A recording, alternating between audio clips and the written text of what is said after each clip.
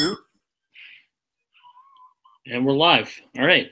Welcome, everybody. My name is Chris Novak. I'm joined with Robert O'Neill here on Monday Takeaway, which for the second straight week is actually on a Monday this time, so celebrate it as you must.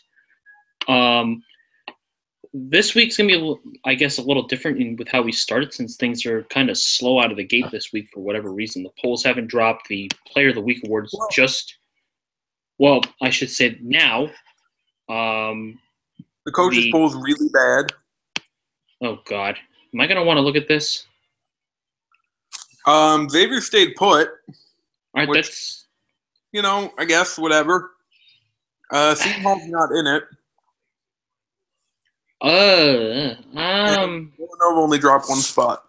I mean, I guess I don't necessarily have a problem with that. I mean, they didn't really penalize Villanova for losing on the road to a top 5 team. And the messed up part, though?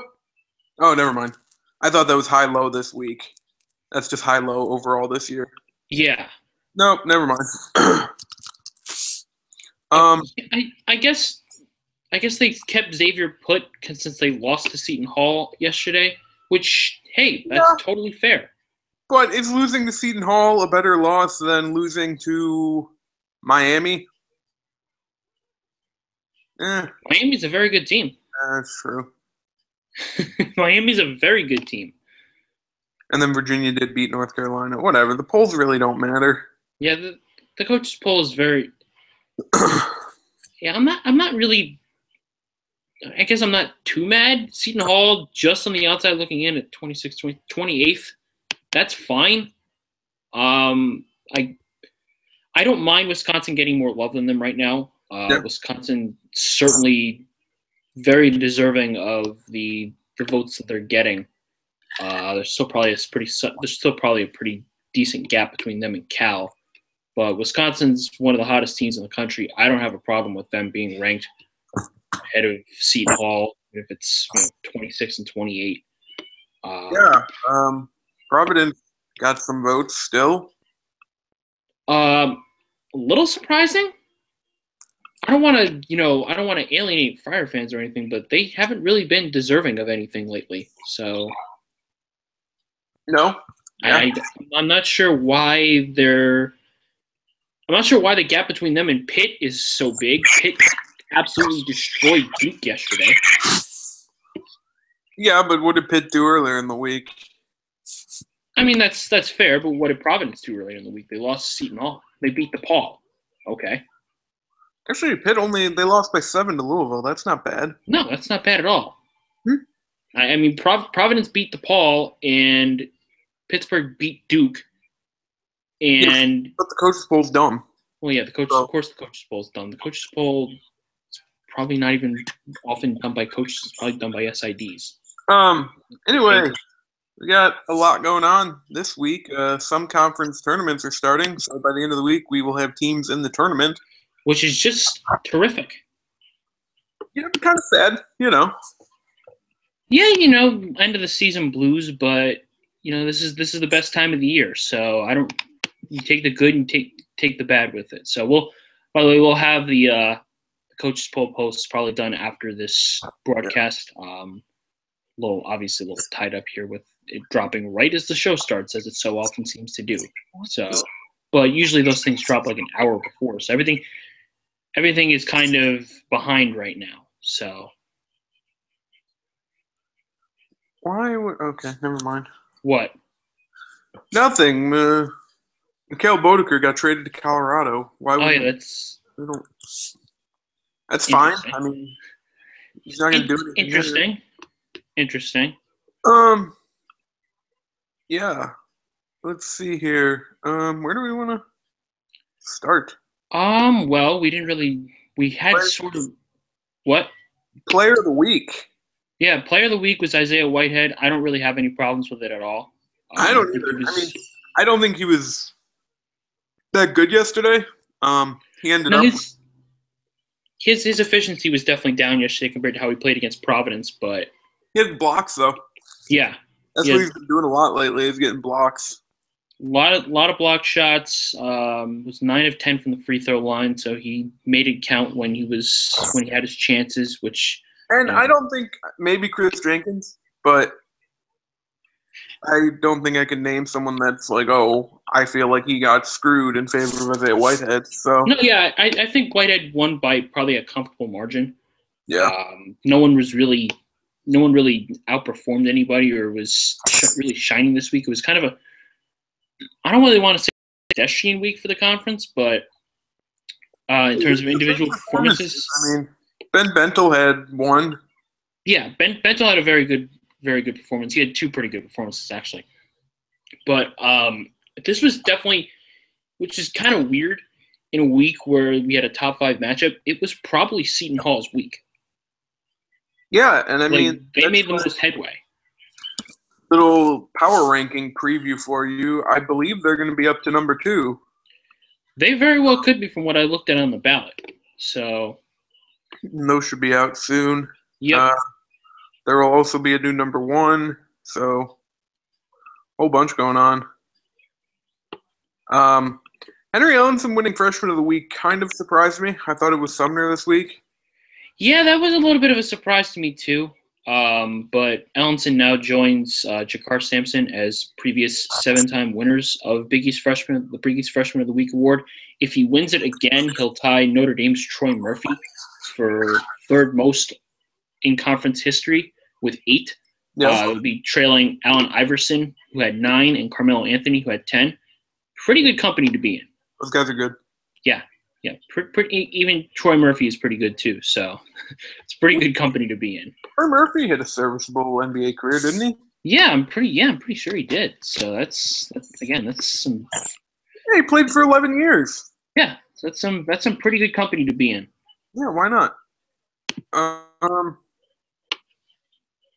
We are going to do the all-freshman team. There are enough of them. Yep, there are plenty of them. I don't know if maybe we can even make 2 teams out of them. There's just so many good freshmen. Had a chance this week too.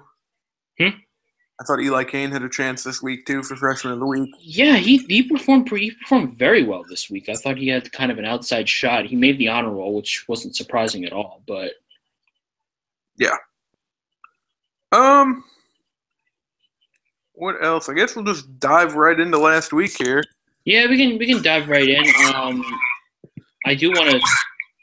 I don't necessarily want to talk, but I definitely want to bring attention to the fact that there are some clues that CBS is handing out with their commentator pairings this week and with last week's that could indicate what's going on for the tournament this year, at least for the bottom tiers. Oh, actually, real quick, do you want to talk about that Chris Mullen piece that just dropped? I mean, I got mad about it, but it's really clickbait. Some dork on CBS New York was like, "Oh yeah, St. John should regret hiring Chris Mullen." I didn't even talk about the recruiting class. Did you read the article? No. No, he didn't touch on that at all. He touched on he was talking about like how things that he said. It was basically like he was trying to say, "Oh, I'm right. I said this and I was labeled an idiot. I said this and I was attacked." And then St. John's lost to Creighton, which he said was hardly the 1968 UCLA Bruins by 100-59 and got ejected and went on and on about all this stuff that Mullen used to do when he was a player and was like, "Oh yeah, there's a storm brewing in New York and it's hardly a red storm." Like, okay, you didn't point to anything. You didn't really think critically here. You didn't present a very logical argument. You basically just pointed to one box score and said, "Oh yeah, they've gone 1-19 in their last 20 games. He should be let go." Well, yeah, and they already have the top recruiting class in the Big East next year, and Jeff Borzello the other day said they're still a favorite for Elkins. So, I mean, if they get him, they're probably going to the NCAA tournament next year. Yeah. I mean, again, we can have this conversation about Chris Mullen in a few years. Right now, no.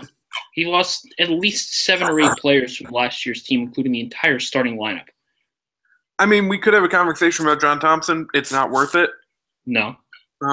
Because we don't know the internal. Again, next year, I'll gladly talk about it. Yeah.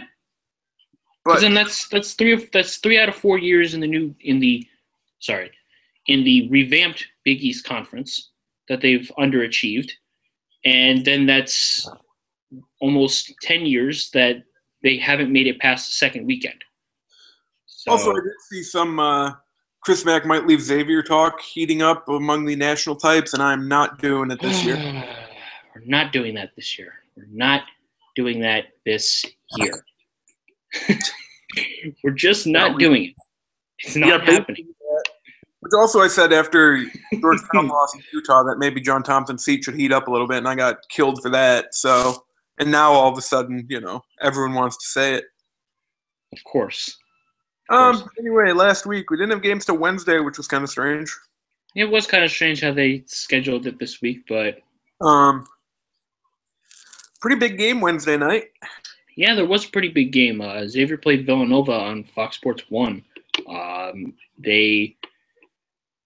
It was a pretty good game, but Xavier kind of just overwhelmed Villanova a little bit. Yeah. It was as good as advertised. I'll say it. Yeah, definitely. There were some foul issues. I mean, you can blame any game on the officials if you try hard enough. J.P. Makura was a monster. Xavier had 6 guys in double figures. You're not going to win when the other team has 6 guys in double figures. Nope. I mean, it's just not going to happen. That's why they're so dangerous. Yeah, they proved exactly why they're so dangerous, because they have so many ways they can beat you. They have so many guys who can beat you, and they do it in a variety of ways. So I'm actually glad we didn't get Xavier's overrated talk when they lost yesterday, because Seton Hall just had a perfect game plan. Yeah, and Seton Hall was the story as we had hoped. Yeah. So, but getting back to Xavier Villanova, Chris Jenkins had 22 points, and he was having a good week. Brunson got into double figures again, continuing his hot stretch in the back half of conference play. But yeah, it was a good game. It, I think, doubled the ratings record on Fox Sports 1. Yep, pretty much did, which was, and a lot of people were like, oh, well, that's a bad rating for a top 5 game.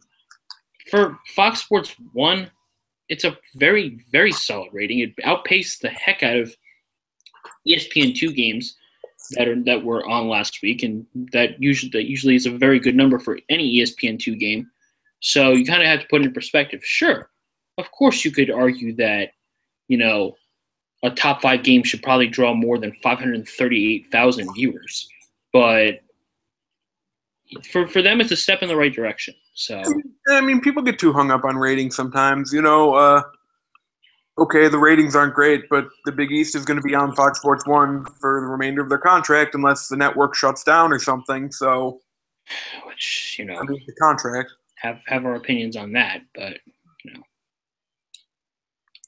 Yeah. Anyways, but yeah, Xavier Villanova was a good game, and then Creighton Marquette was actually a very bad game. Yeah, no, that was a terrible game. Yeah, I mean it was close, but that doesn't mean it's a good game. Nope. That was not a very well played game. Creighton really could have used. Yeah, Creighton did not shoot all that well. They laid an egg, and Marquette took it to them, to their credit, and they emerged victorious. But as we knew going into that, both those teams had tough mountains to climb to get to sniff the NCAA tournament. They're probably more so NIT realistic. Yeah, and I mean, would you consider the NIT a success for both these teams after what they went through last year? I'd say yeah. I mean, people get lost on the fact that Marquette has a lottery pick, but I mean, it's not like this is a different situation from what's going on down in Baton Rouge, I'd say, because, well, 1, national attention, 2, the Big East is not the SEC. And the SEC, while they do have some good teams, it's not exactly the greatest conference in America. No, I think So in terms of power conferences, Ken Palm has them right above the Americans. So yeah, it's two different stories. I wouldn't. It's also one thing to have a lottery pick, and it's another thing to have the best player in the country and not make the NCAA tournament. So I mean, I think that's Marquette and Creighton are tournament teams in the SEC. I would say. I would say. Yeah, you get to play Missouri, Auburn, Tennessee's not good. Yeah, they could take it to them. And Marquette's already beaten LSU this year, so Well, yeah. So yeah, no, I think the NIT is definitely a step in the right direction. I definitely wouldn't want to play Creighton in the Big East tournament, though. mm-mm. No, no, no, no, no. I feel like we're gonna get robbed of Villanova Xavier 3. Yeah, something is going to get in the way. We're going to get something. We're going to get something ridiculous instead. Yeah, we're gonna do a post about the bracket and the tiebreakers, but we're gonna hold off on that until there's only one game left because it was too hard to figure out. Yep. Villanova and Xavier are locked in the top 2 seeds, though. DePaul and St. John's are locked in the bottom 2. And 3 through 8 rather, is just a total toss-up. Seton Hall is probably locked into 3. Yep.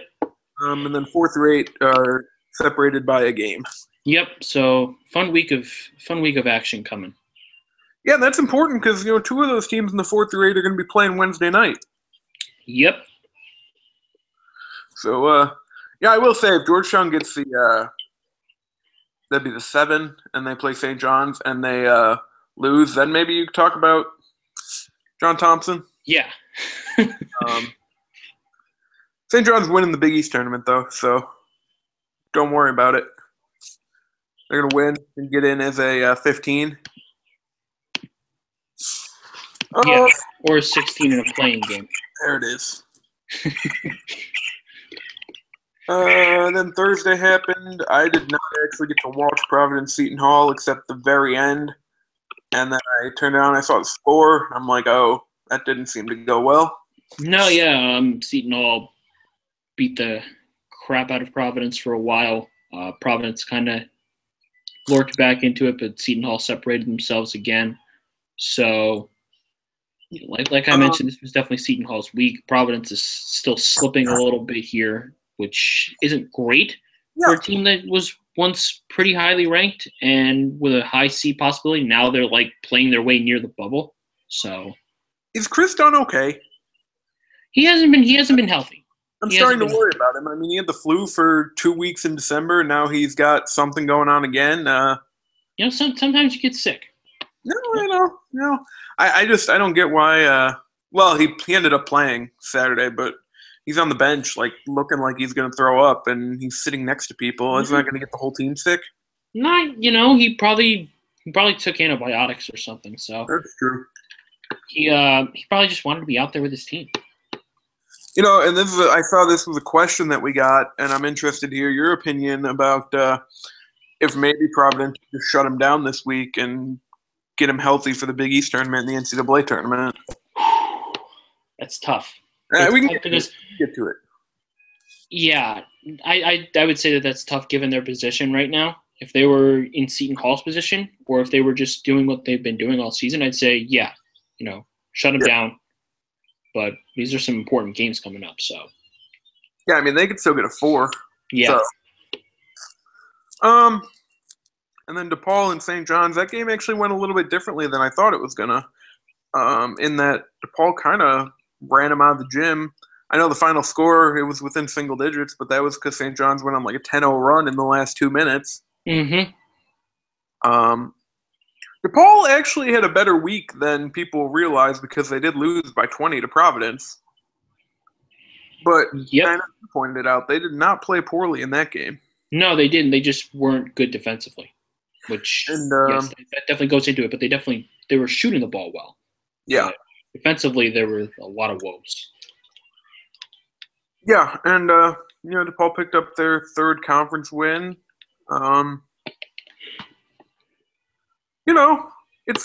It's not progress compared to last year. No, it's not. More games last year, but it just there's something different about it. You watch the games, you tell they're competing more.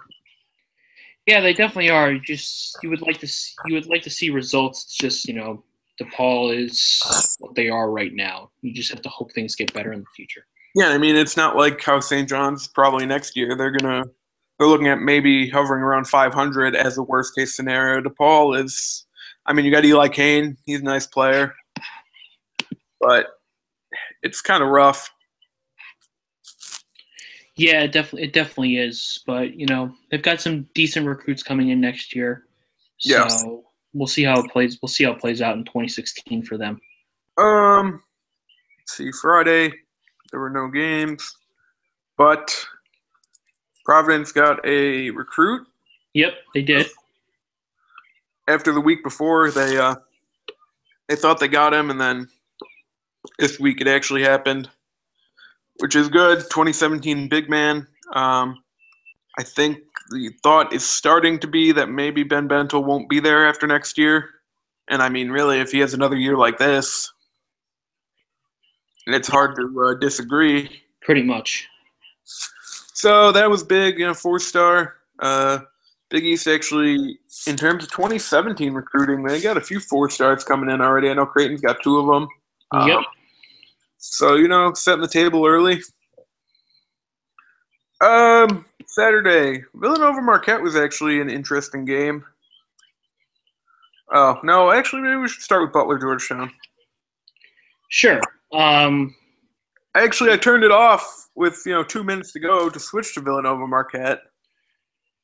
And, I was following it on Twitter, and, what happened there? Well, Georgetown went on a late run like they did against Creighton successfully a few weeks ago.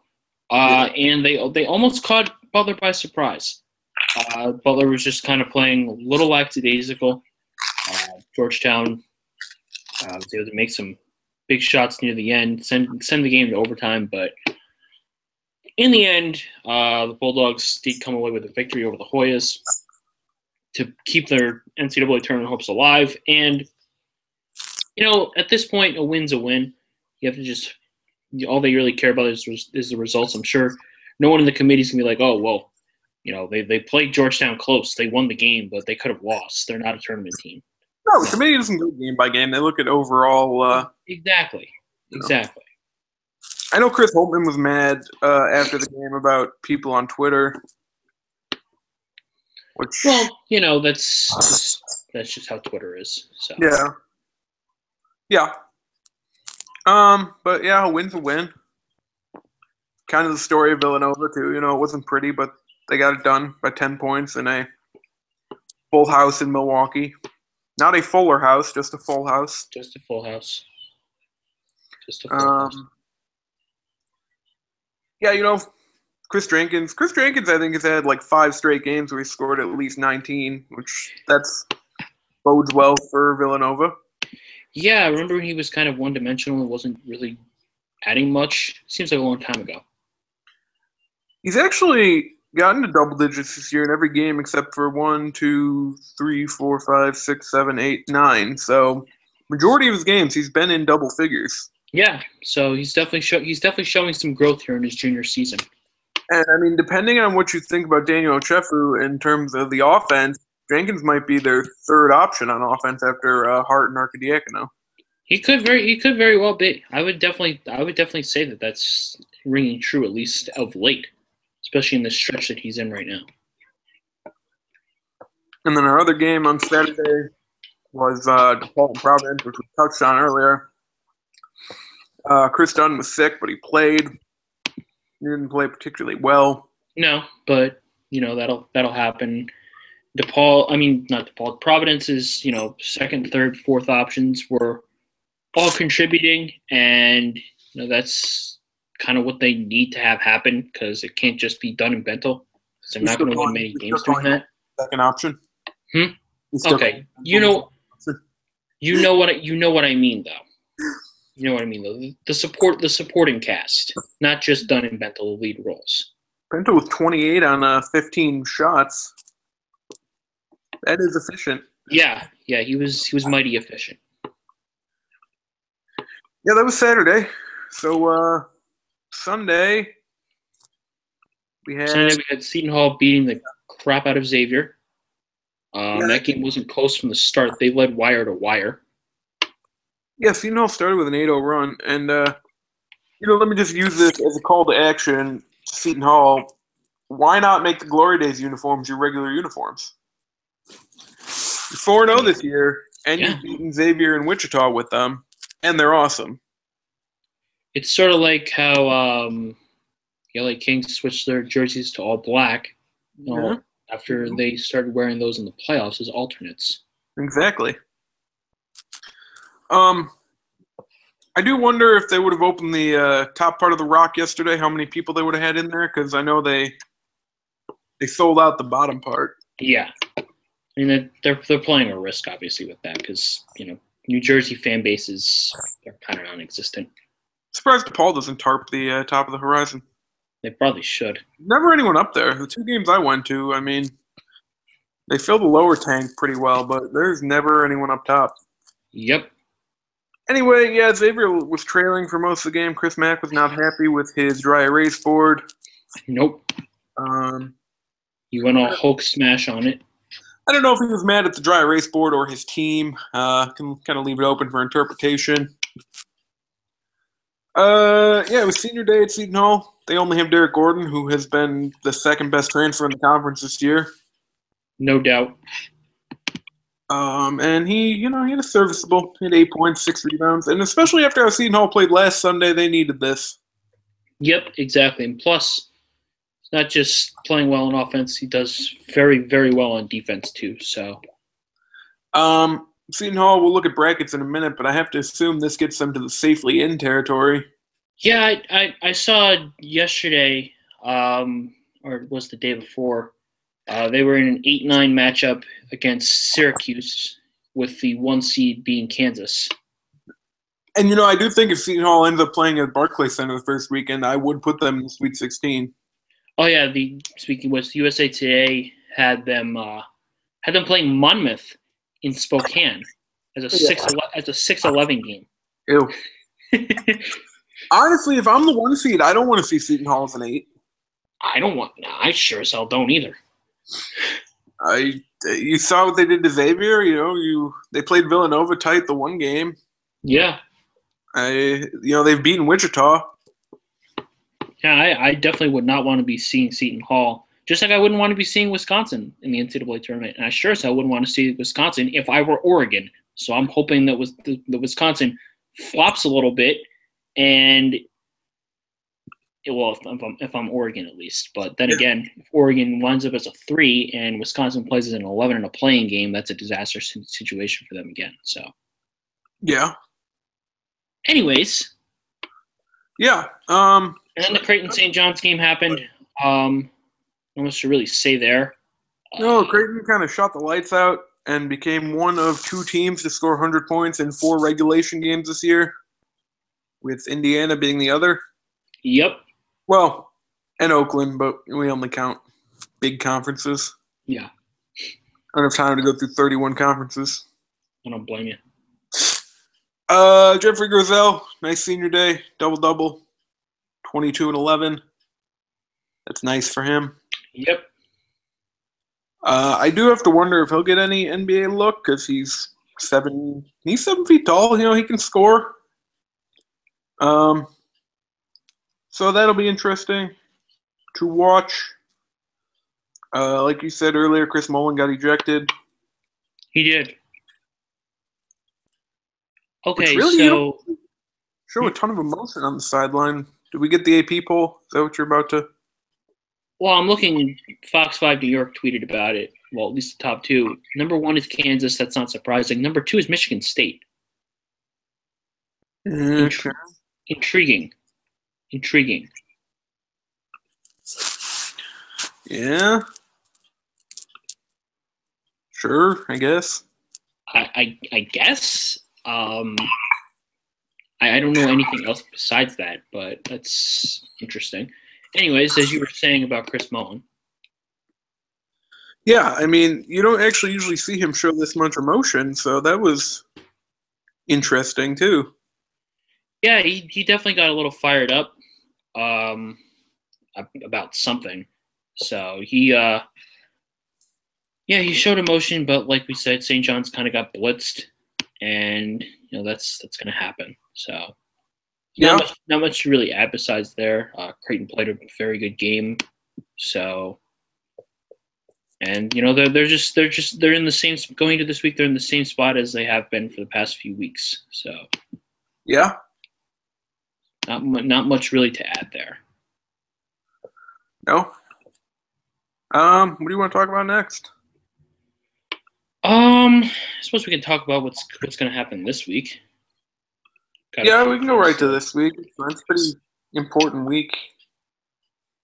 Yep, very important week. Villanova has it kind of easy, I guess you could say. They have DePaul at home at the Pavilion, and then they have Georgetown at the Wells Fargo Center, which before the season I thought was going to decide 1 and 2 in the Big East. That's not correct. That's nowhere near correct. No, may decide not much, actually, to be honest with you, because Villanova's already clinched part of a Big East regular season championship for the 3rd straight year. So Villanova has a relatively routine week at work this week. So they should be able to go 2-0 and go 16-2 in the Big East again for the 2nd straight year. Actually, that would be the 3rd straight year. So they will have gone, what would be like 48-6 in conference play in the last 3 seasons. Yeah, that'll do. Yeah, that's pretty absurd. Jeez. Yeah, but let's see. Are you just going team by team and talking about their weeks, or are we going day by day? Yeah, we might as well go team by team here. All right, let's look at Xavier. Xavier only has one matchup. It's against Creighton. Yep. That could prove pivotal considering what happened the last time Xavier played Creighton. We'll see if that happens again at the Cintas Center. I would bet against that, but you never really know. But Xavier definitely will be. They have a nice little chance of rebounding here after their tough performance yesterday. So. Yeah, and it's their senior day. It's their home finale, so definitely want to go out. I don't know if they have many seniors. I know they got a couple. James Farr, I believe, is a senior. Maybe no. Who am I thinking of? Xavier? Yeah, I think James Farr is like one of their only seniors besides Remy Abel. Let's see. Nope, not that. Yep. Yep, Abel. That's it. So, be nice for those two. All right, quick interjection here. The AP poll is out. Your top 5. Kansas with 63 first-place votes. Michigan State with 2. Villanova is number 3. They dropped from 1 to 3 after their 1-1 week with their loss at Xavier and their win against Marquette. Virginia is number 4. They dropped down 1 spot. And number 5 is Xavier again. Yeah. Okay. Rounding out the top 10 is Oklahoma, Miami, North Carolina, Oregon, and West Virginia. And unfortunately, no Seton Hall in the top 25. Wow. I truly do not know what Seton Hall needs to do to get into the top 25, but they are not there right now. So I don't know where they are in terms of others received votes, but they are not in the top 25. That's kind of crazy. Teams in front of them include teams in the bottom half of the top 25 include Cal at 25, SMU, Texas, Kentucky, Iowa State, A&M, Baylor, Arizona, Duke, Iowa, Purdue, getting up to the top 15 now. So I don't really have necessarily a problem with Texas. I thought Texas would actually be much higher than 23rd after they beat the heck out of Oklahoma. But yeah, I can't answer why Seton Hall's not in the top 25 yet. That's very strange. I don't know who I'd replace, but no, I mean Cal deserves it. They've won I think 7 in a row or whatever to really play their way off the bubble, but still. Jesus, what do they have to do? What do they have to do? It's ridiculous. You are right about Cal. They've won 7 in a row. They've won 9 of their last 11. So I know they beat Oregon down. Yeah, they beat Oregon down this past week. They beat UCLA by 12, and they beat USC by 12, both games at home. So some very impressive performances for them. Yeah. So, I guess Seton Hall just keep winning. That's all they can do. Yeah, I mean, at the end of the day, being in the AP Top 25, it's nice. It doesn't mean much, but it would be cool. It would be cool to see them in there. That's all I have to say. Yeah. No, I mean, I feel like they deserve it. It should be a reward for what they've done. For being a top 5 team. Like, what the hell? Well, it's not like they've lost. They've been winning. Yeah, exactly. I don't know. Silly. Anyway, back to our look at this week. Yes.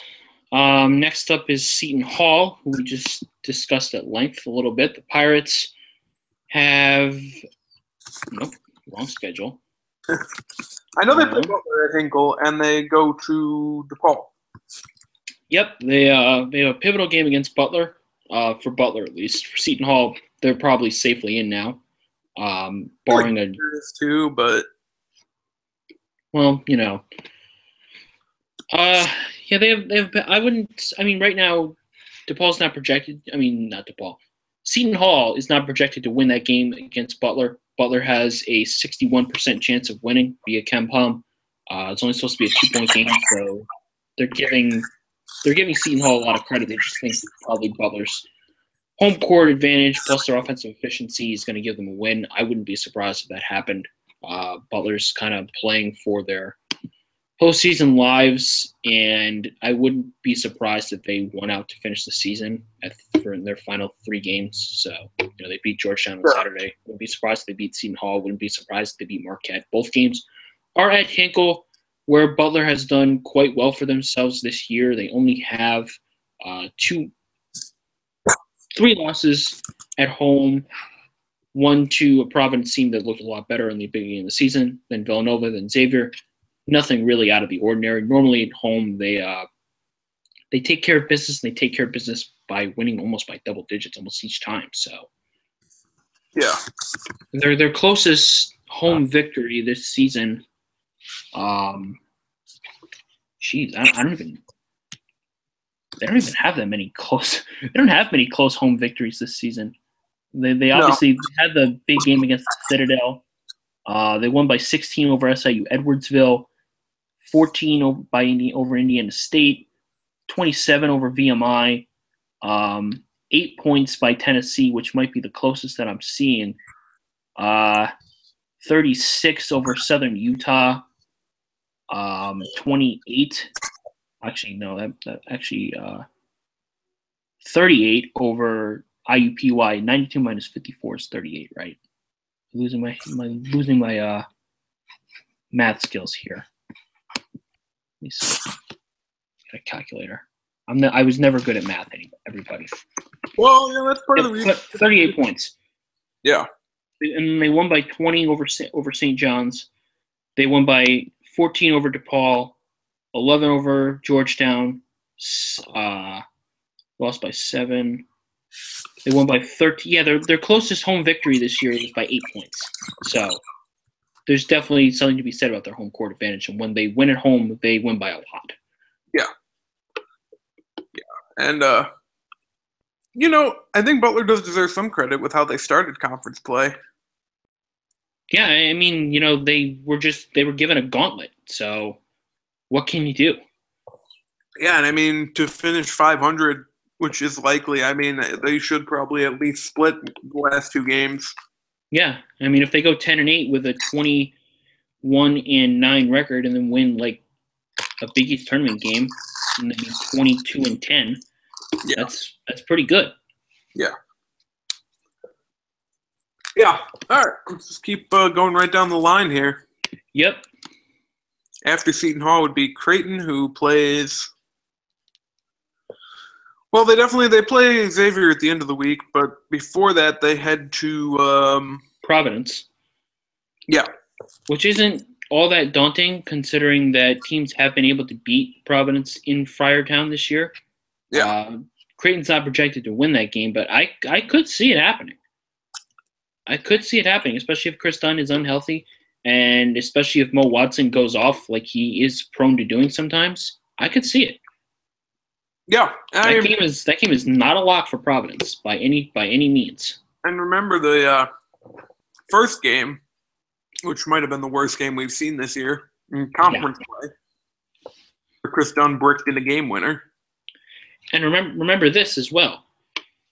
Providence is not a good three-point shooting team. Creighton is an average three-point shooting team. If Creighton goes off and starts drilling three-pointer after three-pointer, like they sometimes have started games doing that, and they do have the capabilities of doing that as well. They're just a little inconsistent. If they do that and they build a big lead, Providence, not the most effective offense. Like I said, they could very easily take that game if they start off hot. Yeah, exactly. They could be in some trouble, especially so because Providence's interior defense of late has been getting killed. Yeah. So they're not going to be, if they start shooting from three, that sets up inside shots where Creighton could dominate there. And as I said, Providence's offense is not good from three. There's only so much you can do from two, and they're not even that effective there either. So, yeah. All right, we talked about Butler a little bit. After Seton Hall, they host Marquette. It's Kellen Dunham and Roosevelt Jones Senior Day. I have a hard time believing they're going to lose that game. Yeah, I don't think they're going to lose that game either. So,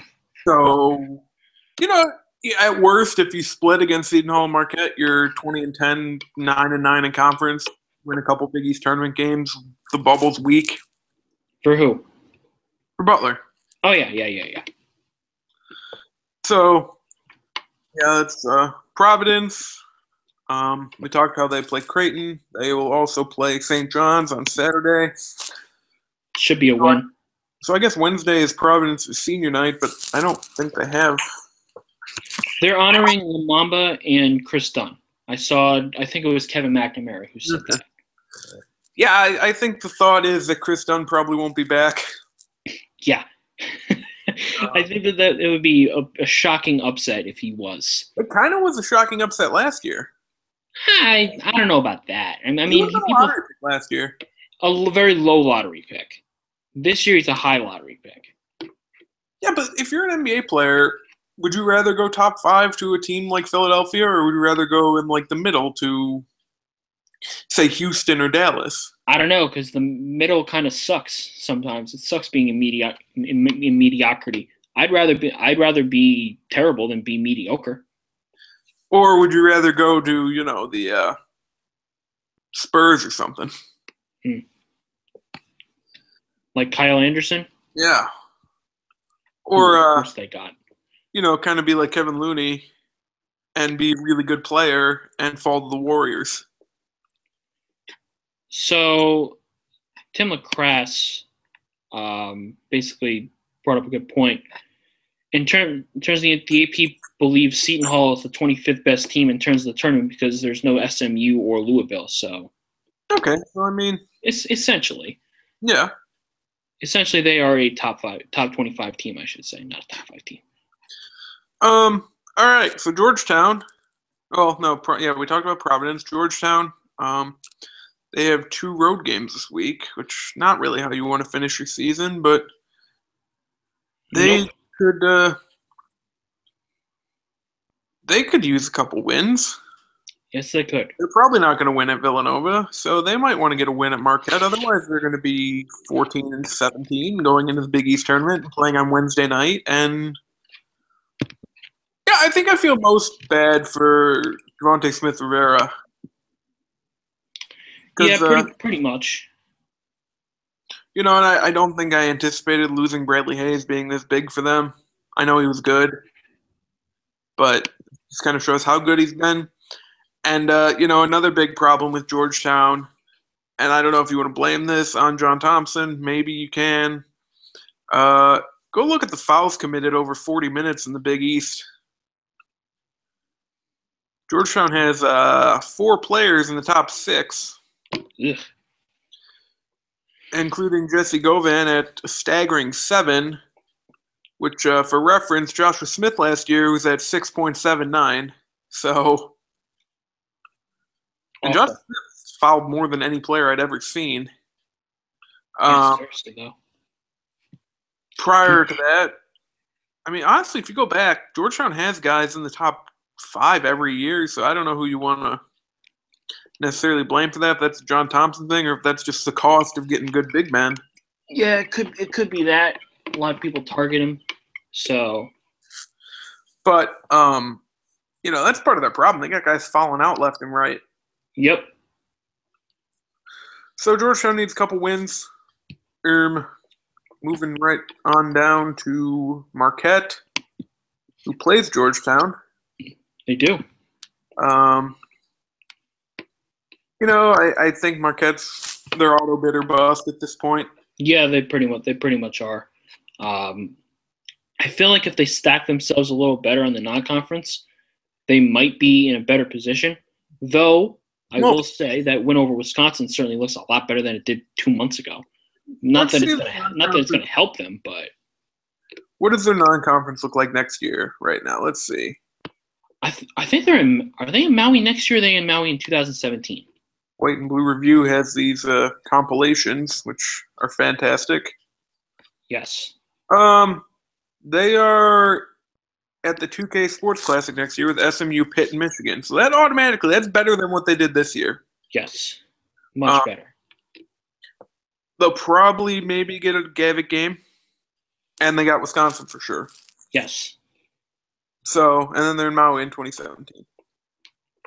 So I think off the bat, that's a better non-conference. You just have to load up on, you can't play Grambling State again. You can't play San Jose State. You can't play Chicago State. You gotta do a little better. Oh my God, I forgot about that. What? Georgetown goes to Kansas next year. Oh yeah, that's right. And they play Maryland again, and they go to Syracuse, and they play UConn, and they're in Maui. Ugh. Yeah, that's one thing we'll always give Georgetown credit for is scheduling out of conference. Yep, their non-conference schedule is always dynamic. Yeah.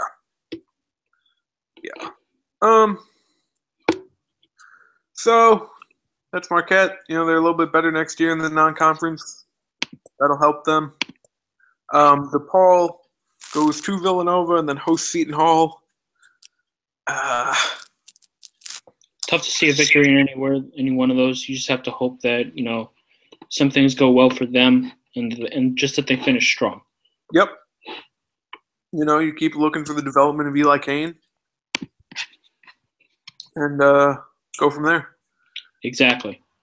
St. John's has one game. They will host Providence at the Garden, I believe. Yeah, I think that's where that's going on. So, that's that. All right. So, do you want to get to questions right now before I go into my tangent about NCAA announcers? Are we not doing brackets today? I mean, I feel like we've discussed them enough. They're all pretty much the same. I mean, I just personally haven't looked. We can talk about it then. I'm gonna just do Joe Lunardi real quick. That's fine. Just because if a Big East team gets to St. Louis, I will be there. A little bit of spoiler information for you. Yeah, there you go. Villanova still doing Brooklyn, Philly. That'll be big for them. Seton Hall doing Brooklyn, Philly. That would be big for them. Villanova, Maryland would be a very interesting game. That would probably be the most interesting possible game in that pod. Although Seton Hall, Miami in the second round would be very interesting also. But so would Seton Hall, VCU. Absolutely. Oh, man. In Spokane, Texas and San Diego State are 5-12 right now. I wish Rick Barnes still coached Texas so I could. I mean, I'd probably put San Diego State anyway, but. I don't know. I like Texas. I like Texas a lot. Butler. Oh man, Butler, Michigan, and Dayton. Yeah. That's a very nice matchup for both schools in terms of proximity to Dayton. Yeah, seriously. Let's see. Xavier's still the 2 in St. Louis. Do you think their preferred geographical benefit region would be the South or the Midwest? It's got to be the South. Yeah, I mean, that's Cincinnati and Louisville are basically touching each other. Yeah. Yeah. Well, not really. I mean, Ohio and Kentucky are touch each other basically. Well, yeah. I mean, the border. That sounds so weird saying aloud. By the way. Yeah, that was strange. I was just. That sounds so weird. Oh my god. What? The 7-10. I know. Cincinnati's in it. The 7-10 is Cincinnati-Dayton. So the winner of that game would play the winner of Xavier UAB. Oh, that would be beautiful. That'd be beautiful. Oh man, Wisconsin would play Oregon in the Sweet 16. By the way. Oh my God, would they really? Yeah. Wait, in the round of 32 or the Sweet 16? Sweet 16. Who does Wisconsin have to face? Vandy and then Oklahoma. So Oregon can maybe breathe a little easy. Okay, well, Duck fans, you can calm down. Everything's good over there. Jeez. Are you really putting North Carolina in the West? I mean, North Carolina's a national fan base. I guess you'd put them out there over Virginia. You can put North Carolina friggin' anywhere. They'll draw. We saw that in St. Louis. There were a lot of North Carolina fans in St. Louis. Yeah. They're a national power brand. They can go anywhere. They'll sell out. Providence is down to the last 4 by the way. Ooh, yikes. So, and they'd be in Raleigh playing Colorado, which is a matchup I like. I don't know if I hate Providence against North Carolina either. You know, you got 2 good guards going against each other. You got 2 good forwards, and little rematch there, the 2014 round of 64. Yeah, so only 5 teams this year, but I really do think that more than one of them will make it to the second weekend. So I really do too. Villanova Pitt would be fun. Oh yeah, that sort of thing. Oh yeah. And then they'd play probably Indiana or Iowa State or Yale. Everyone's liking Yale this year. Yeah, Yale's a nice little bracket buster from the Ivy League. So that's just a quick glance at that bracket. We're not going to go all in today. Nope. But yeah. Anyways, what do you want to do? Questions? We actually ended up with a ton of questions. We really did. We're over 4,700 followers. That's nice. Still have 296 to go by Selection Sunday. If you can really amount that in 2 weeks, it'd be something. I do think you get it by the end of the tournament. Yeah, me too. All right. I don't know. I've never actually seen this guy, but he's out here. He's from Central Jersey. And he just blew us up with questions. Yeah, how about that? Central Jersey getting some action. I'm going to go rapid fire from Ken E.C. Seton Hall, Big East tournament sleeper. Yes. Yes. Well, I don't know if they're so much a sleeper anymore because now they're actually very good. How does Xavier get back to the 1 seed line? Frankly, they shouldn't worry about getting back to the 1 seed line because if they're 2 in Louisville, that's better than being 1 in Anaheim. But winning the Big East tournament, to answer your question. Agreed with that. Does Providence rest Chris Dunn versus Creighton and St. John's to have him ready for a Big East tournament? We did touch on that earlier. Like I said, I think if they were in a position where they weren't fighting for a spot in the tournament, they probably could get away with that. Right now, I'm not sure if they're able to do that. So I think that you should probably go out there. I think you can rest him against St. John's, but you have to be real careful with how you word it so as to not look respectful. Exactly. 4 or 5 teams in the NCAA tournament. I'm going to stick with 5. Providence needs to go 2-0 this week, though, for me to feel comfortable. Yeah, I agree. Has Isaiah Whitehead played in Big East Player of the Year conversation? Not quite, but he has. I think so. Really? I think so.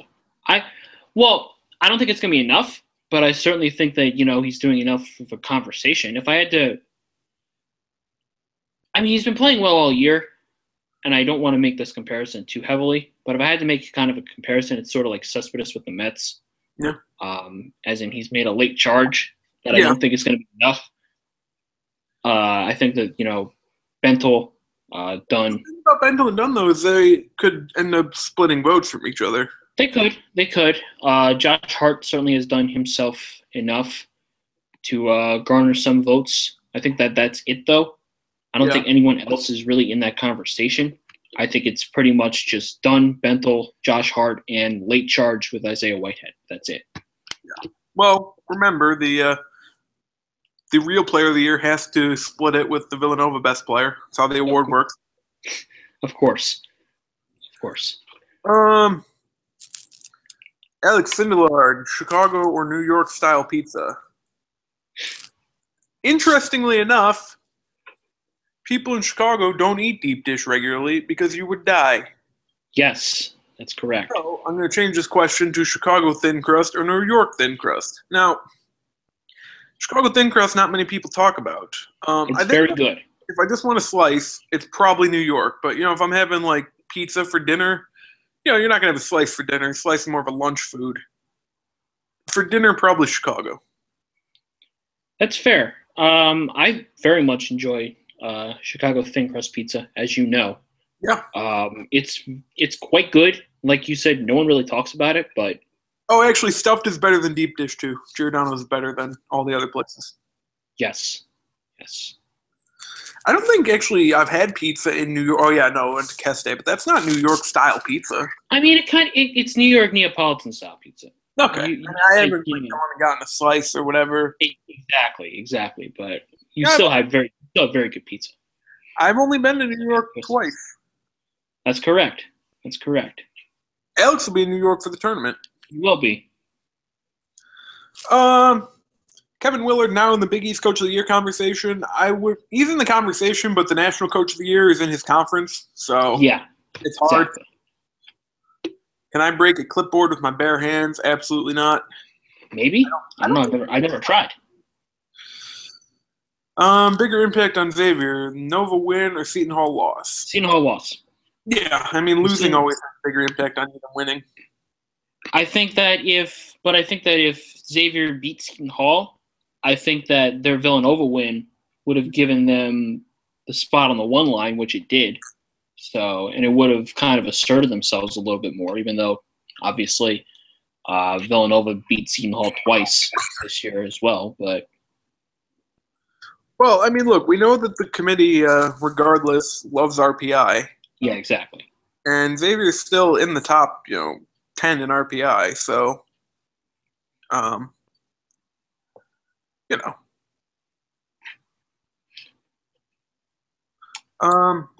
you alarmed at all that Villanova's 1-3 against the top 25 in RPI, or no? Because two of them were Virginia and Oklahoma, who they wouldn't see till the Final Four. Not really bothered by that. I'd be a little more bothered by that if they were challenged a little more by some of the weaker teams. But I don't really concern myself about what happens in December. I don't really care. It's not the same thing. No. It's not the same thing. Again, it was still good for Villanova to schedule that because those are two losses you can take clearly and still be a 1 seed. Exactly. So, I mean, you look at Villanova next year, too. They, I believe, scheduled pretty well again. Hopefully they get a better Gavitt game. Yep. I mean, they're in Charleston, so that's kind of weak, but they got the Big Five. They got Virginia again, and I know they might be playing Notre Dame. There was a rumor at some point that they were working on that. Yeah, they might be working on that, which would be nice. Yeah, they were going to do them and Pitt and Penn State. And a doubleheader in Newark for 9/11 victims. Yep. So we'll see if that comes to be, but, I mean, Villanova never really goes out of their way to have a good Thanksgiving tournament, but, if you're the best... they had a good one they had a good one last year when they played Michigan, and who was good at the time. Yeah. And CU. Again, they just got to get a better Gavitt game. Yep. That's a big part of it. Yeah, not Nebraska. No, dude,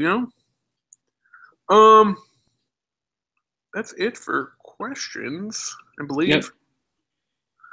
So now I'm going to go on my tangent about NCAA announcers here, tournament announcers, I should say.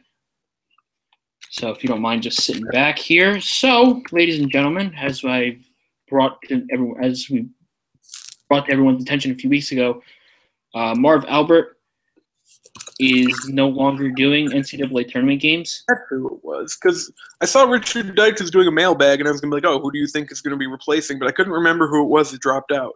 Yeah, it was Marv. Yeah. Marv Albert is only doing NBA games now, mainly due to him being pretty old and him not wanting to do them anymore. Which I guess I don't necessarily blame him. You know, he's a signature voice for the NBA. It's what he does. He did a good job in the few years that he did NCAA tournament games. He had a pretty memorable call when Trey Burke knocked down that ridiculous 40-footer against Kansas back in the Sweet 16 in 2013 when Michigan was the national runner-up to the last Big East national champion ever, or at least to this point, Louisville. Yep. So he's not going to be doing games, so it kind of left the door open for someone to prop up. I suggested that it might be Ian Eagle or Brian Anderson. That info has not come out yet, and Turner nor CBS hasn't given many hints as to what's going to happen there. But they have for some of their lower card announcers. Also, on another note, Georgetown Marquette will be called by Gus and Raft. So be on the lookout for that later this week. Anyways, yeah, so if you were paying attention recently, they've been pairing up Spiriditas and Doug Gottlieb together. They were together last year, I believe. Or actually, they were together a few years ago. Yeah, I think. And because I think Ian Eagle did games with Gottlieb last year, right? If I'm not mistaken. Yeah, I think that sounds about right, or something or another. So they'll be back together. And they just did a game this past weekend. I believe it was the Oklahoma-Texas game where Vern Lundquist and Jim Spanarkel were doing games again for the second straight year. So they could once again be a pairing in a regional. And also, this week over on CBS Sports Network during SMU and Cincinnati's matchup, Carter Blackburn, who I suggested as a possible candidate to move up into the lower card after Albert's absence, because it has a collateral effect not only on the top four, but the bottom four as well, because that means that that spot opens up for somebody to jump up. And Carter Blackburn, of course, has been doing SEC on CBS games. He's been doing a few college basketball games. He's calling a game with Mike Jaminski in Cincinnati. So that could possibly give way to Blackburn and Jaminski doing games together in the first two rounds this year as such. And wouldn't be surprised later this week during any of the Saturday matchups that CBS has, and I believe they have a few, maybe NC State, Notre Dame, maybe LSU, Kentucky. Wouldn't be surprised, or Stanford, Arizona, would not be surprised one bit if we saw Jim Nance. Would not be surprised at all. Yeah, probably with Raftery again, right? I mean, yeah, I could see that. I could see him pretty much with anybody, really. They'll do the Big Ten tournament. Yeah, exactly. I mean, is it confirmed that Raftery's going to do the Final Four again, or? Nothing's been confirmed about that. I think all that info comes out. I think it might be next. I think it might be next week. I think it actually might be this coming Monday. If I'm not mistaken. Let me see when it was announced last year, because I think it was announced on that Monday, because that's when I got the invite while I was down in Alabama, and I got mad that I couldn't go to NCAA Tournament Media Day. Tournament announcers. Let me see here. Let me see. I can't find it. That's annoying. Anyways, I'm pretty sure that was announced on that Monday. So those will be coming up this coming week. But yeah, if you've been paying attention a little bit, they've been pairing Andrew Catalan with Steve Lapis like they were last year, all over the place. So they're probably going to be doing games again this year. Harlan was with Dan Bonner at Ohio State, Iowa this past weekend.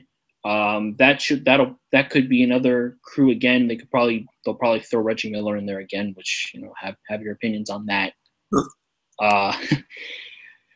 Yeah, so that's probably going to happen again. If I had to guess, I don't actually honestly know about Eagle because he's called games with a lot of people this year. Maybe they'll give some hints this week. I don't know if Brian Anderson's going to be on the call for anything this week either. I know he's not, and I know he's not doing any NBA games this year. I'm not sure if he's down in Brewers spring training right now. So yeah, just be on the lookout for that. If I hear anything or if I see anything, I'll certainly bring it to everybody's attention. But they're definitely giving some hints right now for some things that are going on in the lower card. The upper card is where it's getting kind of confusing. Yeah, of course. Because if I had to guess, Nance will probably be in the top call. They'll probably put Fern with Spanarkel again. Harlan's probably going to be with Bonner, and then whatever the hell they decide to do with Eagle and Brian Anderson, they'll pair them up with somebody. So, yeah, that about does it for that. My little spiel there about announcers. On that note, what do you think about the selection show going to 2 hours? I usually tune out after all the teams are announced anyway. Same thing kind of happens with ESPN's mega show that they always do every year. So I don't really have a problem with it though. No, I mean for us, after it's announced, we got a lot of work to do. So yeah. So but there are people they'll talk about matchups. They'll probably talk with the head of the tournament chair because I know they used to just do the hour and then they talk to the guy anyway over on True TV.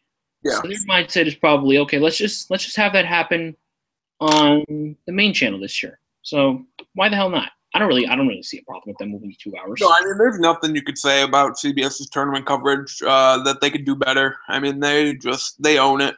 They knock it out of the park every year. I don't think I've ever had any problems or any critiques about especially ever since they expanded to using all the networks so every game is on. Yeah, and I mean I guess on that note, maybe sometimes using the inside the NBA crew for some of this stuff kind of doesn't work because they don't really watch those games, but they keep them as low of a focal point as much. It's not like they're out there calling the games. They're just talking about it in studio every now and then. And I mean, the tournament at its root, it does have to appeal to casual fans. And yeah, so they have to have some casual discussion. So it makes a lot of sense. They don't shove it on you like ESPN with the green room guys. So no, and even with all that said, their coverage far super exceeds anything ESPN does. ESPN only does their 2 hour spiel, and they predict everything that happens, which that might be out of control, but that's what they have to do because that's the only tournament coverage that they have.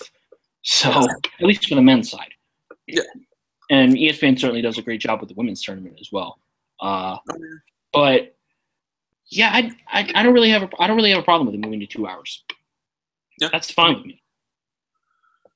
Yeah, I mean, again, it's not for us. No, it's not for us. We have stuff to do after it drops. Yeah, literally the minute that it drops. Yeah, actually, we'll probably be on here after we get all our stuff done and the brackets are announced, just to definitely. Speaking of which, next week, are we doing a just Big East tournament preview next Monday? I think we should. In here? We did one last year. Yeah. I think we should do one again this year. Yeah, that's fine. We did an NCAA tournament preview last year. We're going to do one again this year, I think. Yeah. I like that idea. Pierce and Mike and all that. That'll be good. We have so much stuff coming in March. Oh, my God. It's going to be incredible. I don't want to say any of it yet. Nope. We've got a lot of stuff coming for you. It's going to be good. Every day. Very good.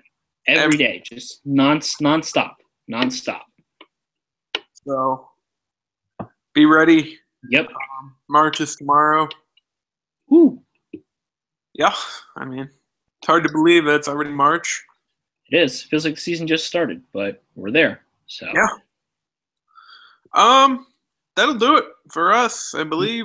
Yep, that about wraps it up. We've talked about pretty much everything that we could talk about. I went on a tangent about announcers. That was fun. Yeah. We talked about everything that happened last week. We previewed this week, answered questions. So for Rob, I'm Chris. Thanks for joining us. If you decided to for the last almost 2 hours now. So yeah, I think it was maybe close to it. Hour and a half. Hour and a half. And thank you. So see you later. Yep.